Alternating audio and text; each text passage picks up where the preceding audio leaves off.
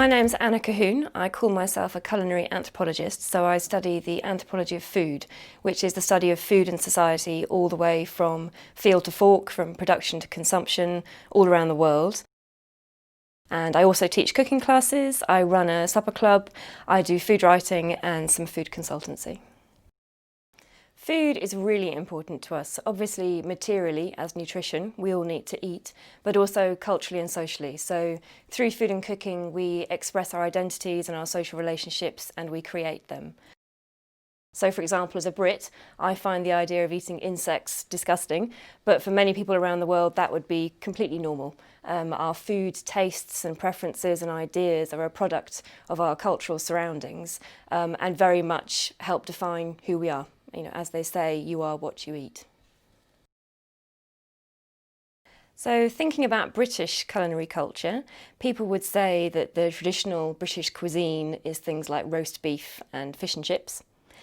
These things are partly a reflection of our local geography and climate, but they're also very much a product of our connections with the rest of the world, historically and today. So for example, roast beef came with the Normans in the Middle Ages. Fish and chips probably came with Jewish immigrants just over 100 years ago.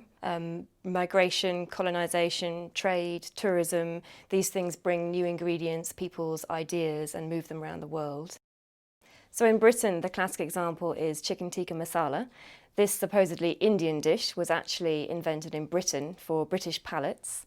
So migration has a big impact on food culture. Immigrants bring with them new ingredients, culinary practices, ideas, and these will change in the new location, for example, as people need to find substitutions for ingredients they can't find. A good example is Chinese food in the United States. Chinese food is very popular. There are thousands and thousands of Chinese restaurants, but the food in those restaurants will be slightly different to what you would find in China.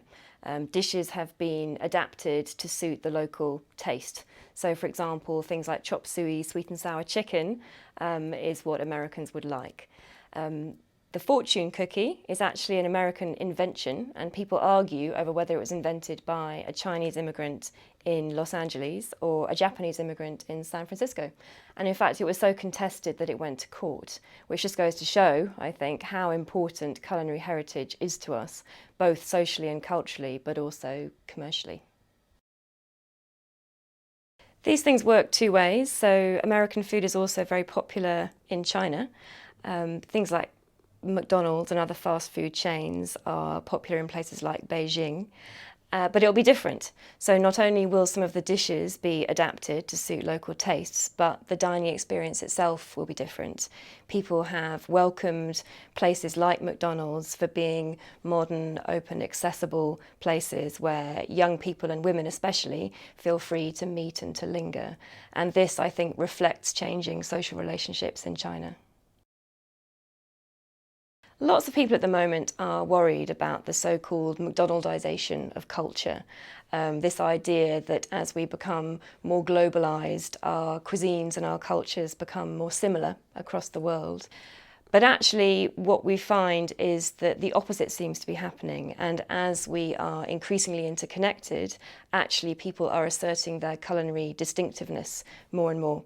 So in Europe at the moment there's a renaissance of local food specialities. It seems that every town, village, region has its own local cheeses, sausages and wines. And I think this just goes to show that food and cuisine combines the local and the global, the traditional and the modern at the same time, and I suspect it always has and it always will.